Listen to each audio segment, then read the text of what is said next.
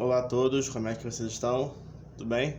Para quem não me conhece, eu me chamo Igor, sou oraculista do canal Oráculo 7 Chaves. Sejam bem-vindos a mais um vídeo aqui no canal. Hoje o vídeo eu vou estar falando um pouco sobre esse baralho aqui que eu trouxe, o Tarô Illuminati, tá? Bom, esse daqui é um tarô da Lois Carabel, né? É uma marca que eu gosto muito dos baralhos dela, tanto os tarô quanto outros oráculos, né? Esse tarô Illuminati que eu trouxe aqui foi um presente muito especial de um amigo meu, amigo e consulente. Ele mora na França, né? Então, ele esteve de passagem aqui no Rio, ele trouxe de presente pra mim esse e o tarô da Bruxa Verde, que eu vou gravar mais pra frente um vídeo, né? Esse tarô Illuminati eu já conhecia, a versão americana dele, né? Essa aqui é a versão francesa dele. Tem algumas diferenças que eu vou comentar, né? Era um tarô que eu gostava, então eu resolvi trazer para vocês, né? E eu confesso que me surpreendeu muito esse baralho em muitos aspectos positivos, né? Bom, o primeiro aspecto que a gente tem aqui para observar é a caixa, né? Você vê que é uma caixa boa, é um papelão, né, resistente, bom, né? Na versão americana tem só a caixinha com baralho, e na versão mais completa, né, com livro e tudo mais, não vem com o saquinho, né? Aqui na versão francesa vem com esse saquinho aqui dourado, que vem as cartas, e vem o livro aqui, né? O livro está tudo em francês, eu não faço muita ideia de francês, né? Mostrando aqui as cartas, explicando bem, né? O livro padrão de tarô. Bom, um dos primeiros aspectos, né, que eu gostaria de ressaltar sobre esse baralho que me impressionou muito nessa versão americana, nessa versão francesa, né, dele, é a borda dele, gente. Olha essa borda desse baralho, a borda toda dourada, né? E foi uma coisa que, assim, eu fiquei muito impressionado, sabe? Eu não esperava, porque até então o único baralho que eu tinha com a borda dourada, né, é o Gilded Lenormand, é o baralho cigano do Ciro Marchetti. E a borda já nem tá tão mais dourada assim por causa do uso, né? Então esse daqui eu ainda nem sei direito se eu vou usar muito ou não, né? Pra preservar, né? Outro aspecto que muda bastante da versão francesa para a versão americana, né? Para a versão inglesa, é o verso. Esse verso eu confesso que eu não gostei muito, né? Assim, eu não faço jogo com método de carta invertida, mas se eu fizesse, não conseguiria usar este método, né? Você vê aqui esse desenho aqui que tem na porta, né? Na versão americana o verso é isso, né? Esse símbolo que tem aqui na porta. É igual essa imagem aqui que a gente tem na embalagem, só que sem a sacerdotisa, né? É só um dourado aqui, né? Então, né, eu confesso que eu não gostei muito desse verso das cartas, tá? Mas no resto segue padrão, né? Essa borda dourada linda, né? E é isso. Bom, vou começar a aula review aqui, vou só separar os arcanos maiores dos arcanos menores, tá? Vou gravar alguns vídeos falando sobre esse baralho, que eu não poderia não falar dele. Bom, a primeira carta, né, o arcano 0 do tarô, né, os arcanos maiores é a carta do louco, né?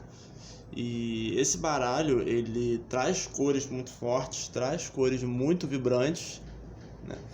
E ele é tido como um baralho que traz um aspecto, né, muito carregado às vezes, porque são muitas cores, muitos detalhes, muitas informações em uma carta só. Então, para quem está começando, não é um deck muito indicado, né? E até algumas pessoas que já jogam há algum tempo também não gostam muito desse baralho. Também é legal comentar que esse tarô Illuminati, ele é do mesmo estilo do tarô Apocalipse, que eu também tenho aqui. Tá, qualquer hora eu mostro mais do Apocalipse para vocês. Bom, mas enfim, vamos aos comentários, a leitura e as interpretações das cartas desse baralho. Bom, a primeira carta que a gente tem aqui é a carta do louco, né? Tradicional louco, né? Com as cores bem vibrantes, as cores fortes. Esse baralho no geral tem cores muito fortes, tá? E uma coisa que eu gosto muito, né, é que tá um dia sol aqui, né? O sol sempre trazendo clareza, força, energia vital, né?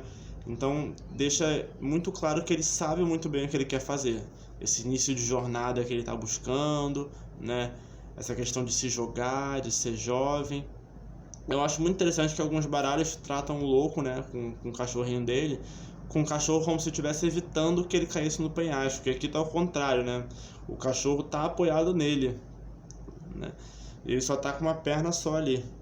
Então parece que a loucura dele tá contagiando o cachorro também, né? Então os dois estão saindo, fazendo o que der na telha, sem pensar muito nas consequências, né? Que é a essência da carta do louco, né? Como eu falei, cores bem vibrantes, bem chamativas, né? O verde, o amarelo, trazendo vitalidade, força, né? Porque é uma carta também que fala sobre essa questão da vitalidade, já que é uma carta que trabalha muito a jovialidade, tá bom? Bom, logo em seguida a gente vem aqui para a carta do Mago, que está escrito o Alquimista. Eu gosto muito quando os baralhos eles pegam uma carta e eles mudam o nome, né? Eles dão uma outra visão àquela carta clássica do tarô, né? E aqui o Alquimista, né? Eu tenho o Tarô dos Magos, o Alquimista é a carta 15, que é a não, 15 não, é a carta da temperança, mas 15 não é a temperança, 15 é o diabo, né? O Alquimista é a carta da temperança, se não me engano é 16. Daqui a pouco a gente vai confirmar aqui, né? E eu gostei que ele não tá como mago, ele tá como alquimista, né? Também manipulando os elementos, também trabalhando, estudando as possibilidades com aquilo que ele tem, qual a melhor forma de manusear, né? Ele vem sempre com os símbolos dos arcanos menores do tarô, né? A taça de copas, a moeda de ouros, a espada do naipe de espadas. E eu gostei que o cajado de paus está na mão dele, né? Porque o cajado de paus, né? Ele fala muito da ação, do elemento fogo. Então a ação está na mão dele. É a ação para manipular os outros elementos. Eu gostei muito dessa carta, dessa simbologia dele, né? O infinito aqui da sabedoria. Eu acho muito curioso que aqui embaixo da mesa dele tem umas caveiras, tem uns crânios, né? É uma carta muito bonita também.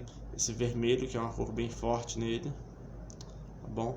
Vamos para a próxima carta, então. A próxima carta é a Grã Sacerdotisa, que é a carta principal da capa do tarô, né? Eu gosto muito também dessa carta. Eu sou suspeito porque eu gosto muito desse baralho, então vou dizer que eu gosto de todas as cartas, né? Sacerdotisa sempre com eu gostei muito das vestes dela, né? Embora seja uma veste relativamente grande, né? Vestes longas, ela dá a impressão de uma certa leveza, né? Que a sacerdotisa trabalha muito com essa questão de leveza, de ser sutil, né? O azul, que é uma cor muito forte da espiritualidade, né? Que traz essa conexão que a Grã Sacerdotisa tem com a espiritualidade, a lua cheia, né? Ela abrindo aqui, né, o pergaminho, revelando mistérios. Ela é sempre muito intuitiva, trabalhando muito a autoconexão, né? O que você está sentindo, o que você está pensando, o que você está achando numa situação, né? Ela vem sempre trazer essas auto-reflexões, né? E ela vai sempre só acumulando, só anotando, só guardando aquilo para ela, né? Bom, a próxima carta que a gente tem aqui é a Imperatriz, né? A grande mãe fértil do tarô, né? Essa carta tá com muito simbolismo, né? Eu acho muito curioso que ela me lembra um pouco a rainha da Alice, do País das Maravilhas, né? Por essa cor, por esse cabelo, né? Bom, atrás o vermelho de novo, né? Uma cor muito forte, uma cor ligada à paixão também, né? A questões femininas, né? E eu gosto muito que aqui no vestido dela, não sei se dá pra ver, deixa eu dar um zoom aqui. Tem uma árvore seca. E em volta ela tá aqui num bosque cheio de árvores, porque a Imperatriz ela trabalha muito essa questão da fecundidade, de ser fértil, né? De ter esse poder de gerar, de criar vida, né? Aqui ela tem um escudo com um símbolo feminino, trazendo essa força da mulher, né? É a mulher forte do tarô, né? Aqui o cetro que ela governa, uma carta bem bonita, né? Trazendo esse empoderamento. Logo em seguida a gente tem aqui a carta do Imperador, né? Tá aqui com essa armadura dele, né? Tá no trono dele, mas você vê que ele tá numa posição que parece um pouco confortável, mas é uma posição que é fácil dele levantar se precisar, né? O imperador aqui com o cetro de poder dele, o mundo na mão dele, né? O imperador era isso, ele é o dono do mundo. Ele é o dono do mundo dele, ele é aquele que quer organizar, quer mandar, né? Ter a razão. Aqui no fundo a gente tem a montanha, né, para dizer justamente um pouco dessa rigidez que ele tem, né? A armadura dele pronta para o combate, né, para poder impor o que ele precisa impor, a liderança dele, a vontade dele, né?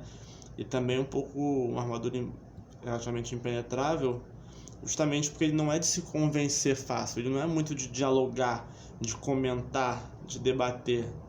Ele só traz ali a verdade dele e é isso, e organização, ordem e imposição. Ele não costuma ser muito mais flexível que isso não, né?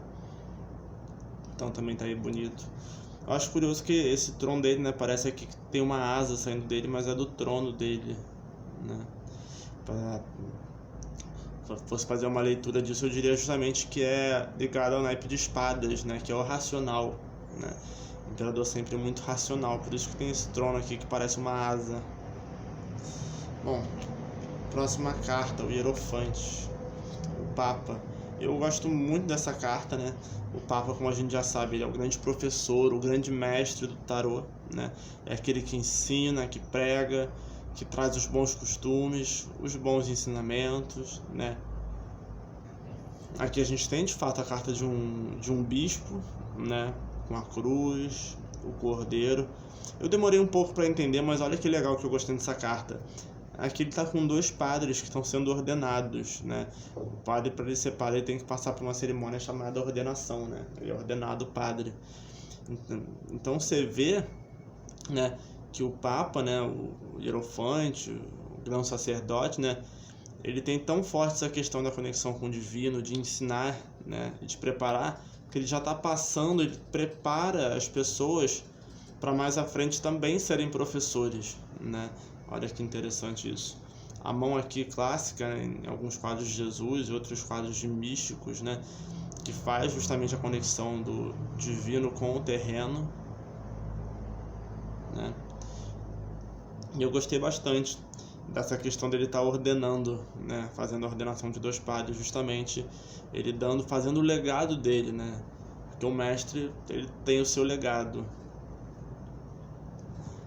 Bom, a próxima carta que a gente tem aqui é a carta dos enamorados, né? É uma carta que é um pouco confusa nesse baralho, eu diria, né? Ela fala muito explicitamente sobre a questão do paraíso de Adão e Eva, né? Porque os enamorados é aquela carta, né, sobre as escolhas do coração, né? A gente tá com um pouco de dúvida, mas é aquela dúvida que no fundo a gente já sabe, a gente só tá querendo burlar a resposta com uma forma mais racional de ver, mas as respostas já estão dentro da gente, né? São questões emocionais, né? E é muito curioso essa questão do emocional, porque aqui a gente tem a Eva com a cobra e a árvore aqui, né? E ela tá super realizada, aqui tá super bem, e pro homem já é uma perdição, aqui a árvore já tá pegando fogo, tá desesperado, né? Porque muitas vezes pra mulher, né, existe muito essa questão de trabalhar muito mais o emocional, né, e ter essa questão de estar buscando alguém, né, e às vezes para o homem isso, né, por questões da sociedade e tudo mais, pode ser visto como um grande problema, né. E aqui está o anjo de Deus, né, as cores bem fortes, a maçã aqui do desejo, o fruto proibido, né? É uma carta que fala muito sobre as nossas paixões, né? E eu acho muito curioso que ela é muito parecida com a carta do diabo, até mesmo na simbologia, né? Porque os enamorados é um anjo com um casal, o diabo também é um diabo com um casal, né? Um agindo pela emoção, um agindo pelos impulsos e instintos. A gente já vai chegar lá, tá? A carta do carro, né? Carta clássica, famosa aqui do tarô, com cores bem fortes, bem vibrantes. Carro de batalha, né? Indo pra batalha, né? É aquela carta que vai falar justamente sobre a gente ter fé que vai dar certo, né? A gente se preparar pra batalha, né? Pra gente poder ter vitória. Vai que vai dar certo. É uma carta que vem falar justamente sobre esse movimento, né? Que o carro traz. Né? Ó, as coisas estão movimentando, o carro está andando, você precisa escolher uma direção para você ir, né? Por isso que tem um cavalo de cada cor, né?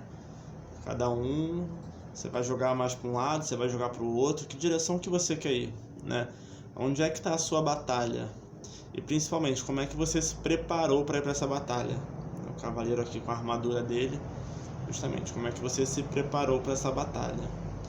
Uma carta muito motivacional, muito positiva, né? Bastante amarelo e dourado, né? Cores positivas também, fortes, vibrantes, né? Cavaleiro aí, o carro buscando o seu caminho. Depois a gente tem a carta da força, né? A carta da força sempre também com uma representação bem clássica, bem tradicional, né?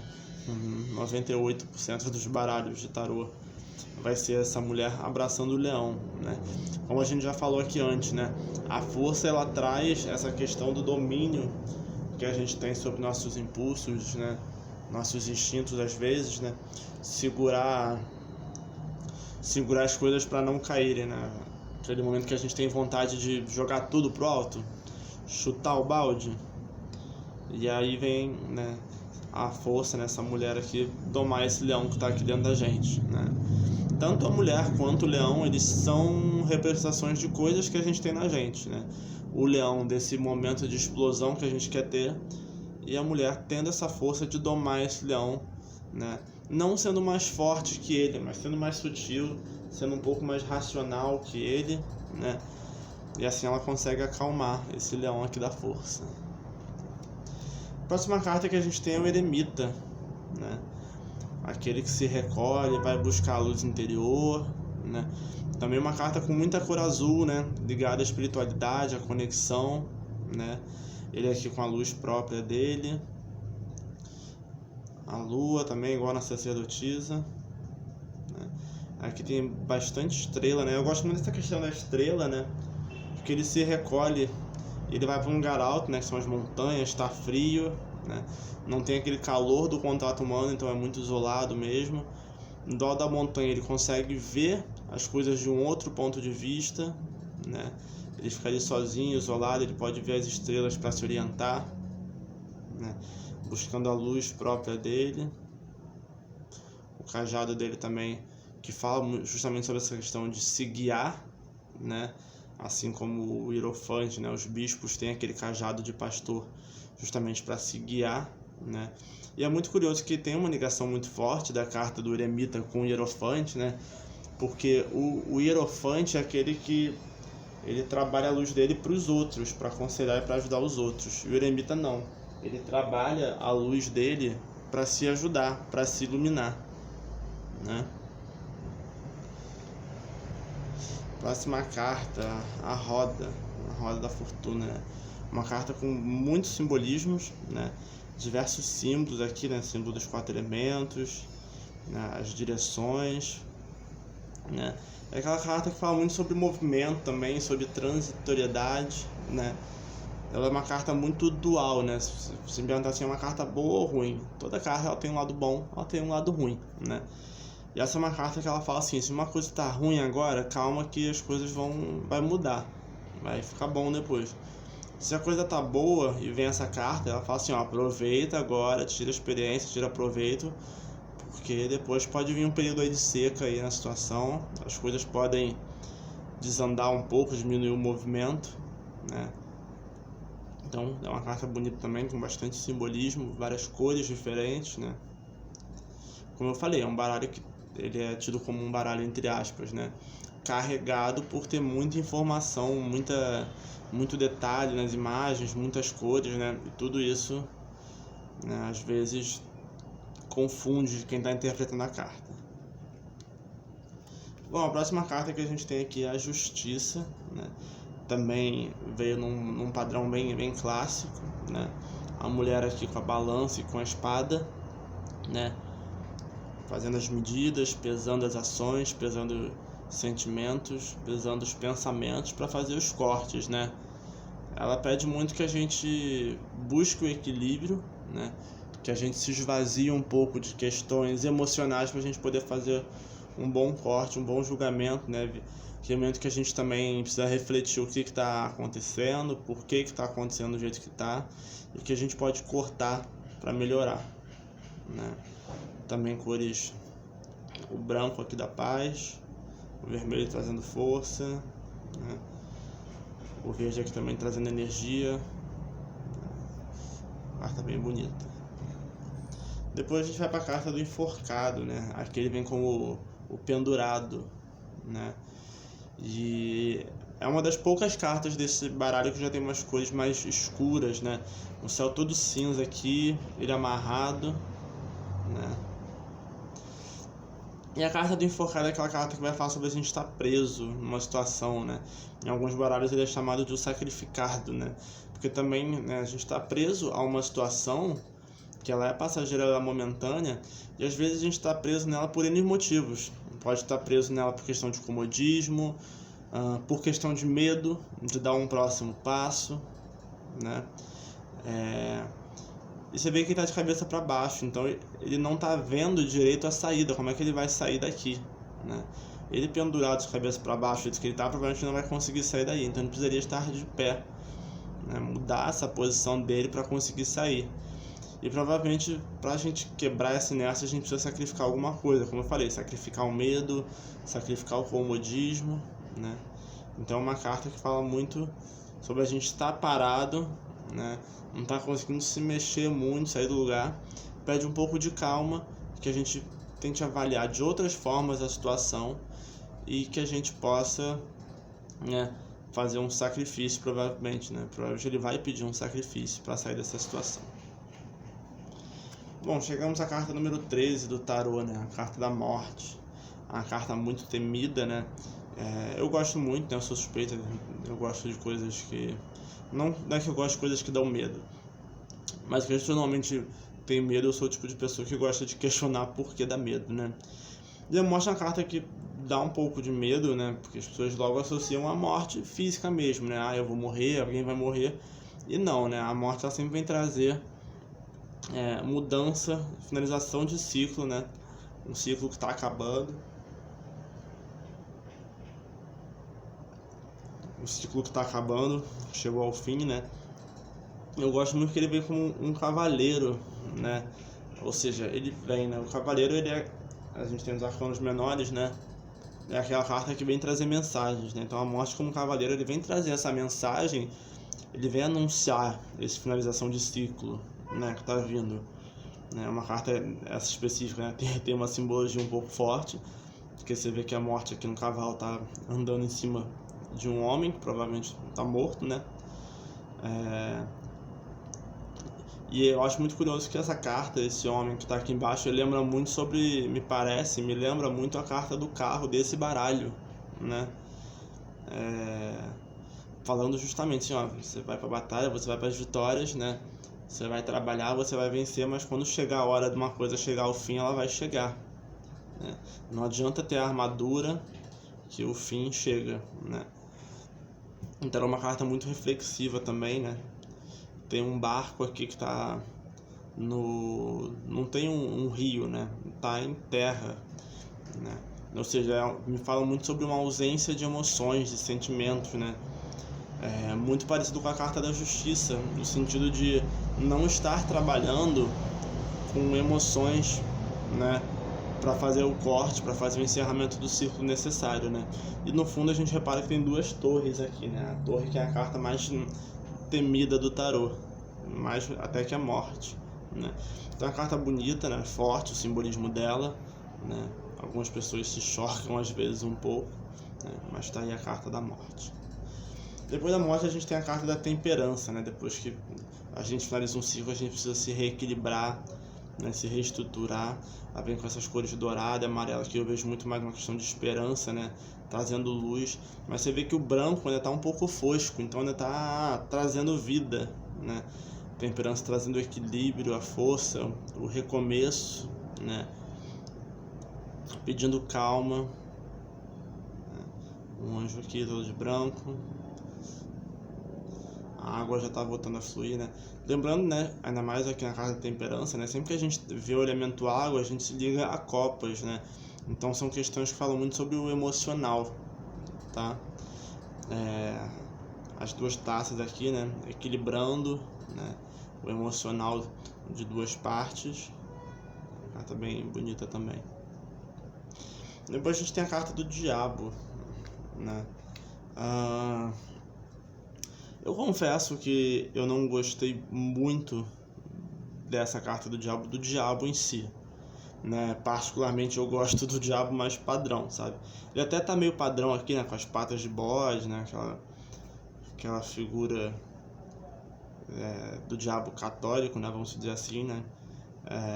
Mas enfim, tá aqui o diabo acorrentando, né? O diabo é aquela carta que justamente fala sobre nossos instintos, sobre nossas paixões, sobre o luxo, né? E até que ponto, né, esse lado sombrio nosso, que é o diabo, né, que a gente tem um diabo interno dele, né? Até que ponto esse lado nosso sombrio, né, ele nos acorrenta, ele nos domina? Até que ponto eu deixo de fazer algo que seria bom para mim para entrar numa situação de vício, né? Até que ponto eu sigo com ética e depois eu paro de seguir com ética para ganhar uma promoção, né? Então o diabo também é uma carta muito boa, ele é muito tem uma essência, de certa forma, muito de professor pra gente, para ensinar a gente a refletir, né? Ensinar a gente sobre nossos erros, nossos defeitos, né? Nossas trevas, nosso lado sombra. Então é uma carta que alerta muito sobre isso. Por isso que eu gosto muito dele também, né? Porque ele trabalha esse nosso lado sombra e por ele ser, né? Essa figura também que rola um tabu, né? Uma mistificação em cima, né? Aqui tem várias simbologias que eu não consigo identificar direito, né? Mas parece que são pessoas, né? Parecem que vieram estátuas, né? Ficaram tão presas nessa questão dos vícios, das sombras, que acabaram virando estátuas, né?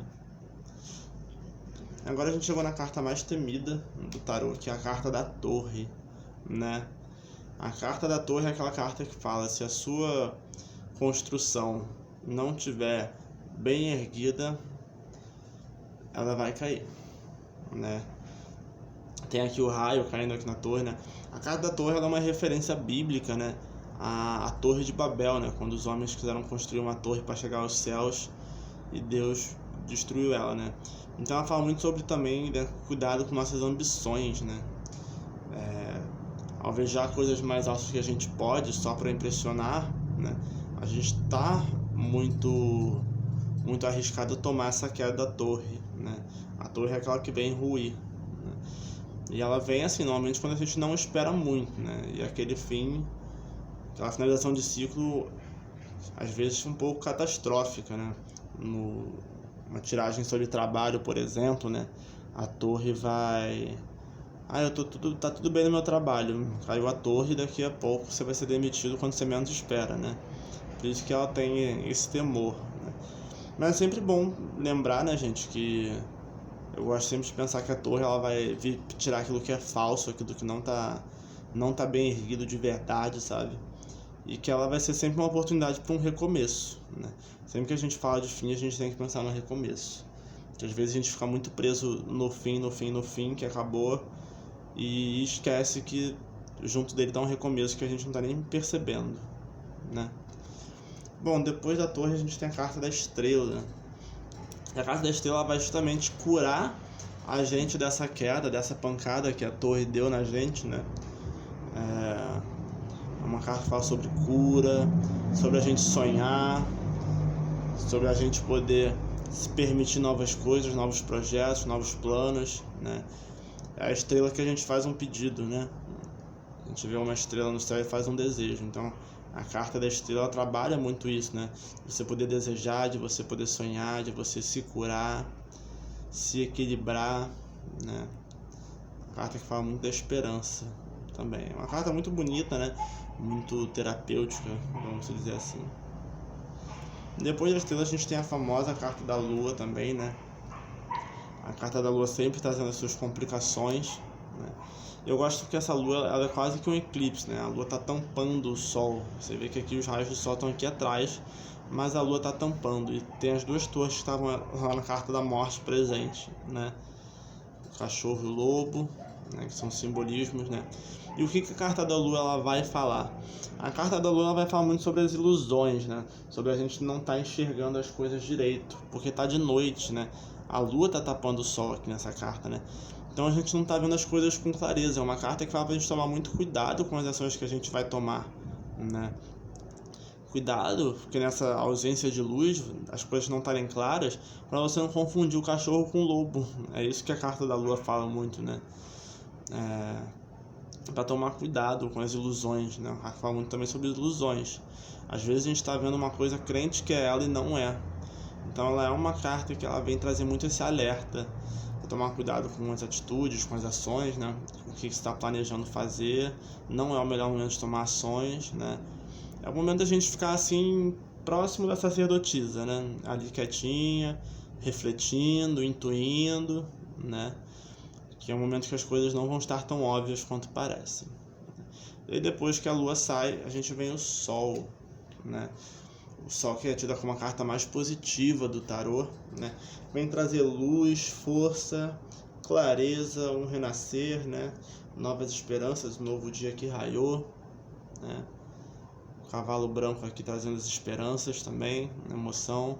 Tá tudo claro, tá tudo forte, radiante, vibrante, né? Se você fez uma pergunta objetiva, né? A pergunta é sim, quando caiu o sol, né? Trazer força, clareza. E é isso, né? A carta que todo mundo gosta. Eu acho muito interessante, né? Que esse sol aqui atrás, né? Ele lembra um pouco o ostensório. Para quem não sabe o que é um ostensório, na Igreja Católica, né? Quando os fiéis fazem adoração à Sagrada Eucaristia, que é o corpo e o sangue de Jesus, né? Eles têm um objeto que é parecido com isso aqui, que a hóstia fica dentro. E aqui colocaram o sol no ostensório, né? Essa energia sendo reverenciada, né? Sendo trabalhada, essa luz. Depois a gente tem a carta do julgamento, né? É uma carta também que eu gosto bastante, eu gosto muito nesse baralho também, né? Do anjo passando, tocando as trombetas do apocalipse, né? O julgamento vem chamar a gente pro momento da colheita, né? Já plantou, já passou todo o ciclo, né? E agora a gente vamos chamar você para analisar, né? Avaliar a sua situação, né? O que você fez de bom, o que você não fez de tão bom assim, o que você errou, o que você acertou, né? Tá na hora da colheita, não tem mais o que fazer. O que plantou está plantado, vamos colher os frutos, né? É uma carta que ela pode trazer coisas muito boas e muito esperançosas, como também é uma carta que pode trazer grandes ensinamentos, né? De uma forma um pouco severa às vezes, né? Por essa questão de a gente não ter feito um bom plantio, né? E consequentemente não vai ter uma boa colheita, né? Os mortos saindo dos túmulos. Eu gosto muito porque eles botam todos os tipos de mortos aqui, né? Tem homem, tem mulher, tem criança, né? Independente da idade, da cor, do sexo, né? A gente sempre vai ter que responder pelas nossas ações, né? E por fim a carta do mundo, né? A carta da plenitude, da completude, né? Você finalizou a jornada, né? Tudo aquilo que você queria, que você almejava, você conseguiu, você passou pelos ciclos, né? Teve aprendizados, teve vitórias, teve acertos, teve erros, mas você conseguiu aquilo que você queria, você evoluiu e você chegou aqui no Arcano 21, né? O mundo do tarô, né? Louros da vitória, né? Aqui tem os animais, que são animais que também estão presentes nos 4 evangelhos, né? Esses animais, eles trazem aspectos humanos e divinos, né? Mais pra frente eu vou gravar um vídeo falando um pouco mais aprofundadamente sobre eles, tá? E é isso, gente. O mundo traz a completude. Bom, esse foi o vídeo aula, parte 1, né? Arcanos maiores aqui do tarô do tarô Illuminati. Espero que vocês tenham gostado, né? Espero que isso possa ajudar vocês também, caso vocês gostem de tarô, né? Queiram aprender mais, né? Fica esse vídeo aí. Dê like, se inscreve no canal, comenta o que você achou, se você já jogou com esse baralho, alguém já jogou esse baralho pra você, o que você achou da força, da energia desse baralho, que é bem vibrante, é bem forte, né? Segue a gente no Instagram, @oraculo7chaves. Se você quiser marcar uma consulta, manda uma mensagem lá pra mim, tá bom? E é isso, gente. Muito obrigado, gratidão e axé. E não deixe de acompanhar os outros vídeos aqui do canal, que eu vou estar falando um pouco dos arcanos menores desse baralho. Tá bom, gente? Obrigado, até a próxima.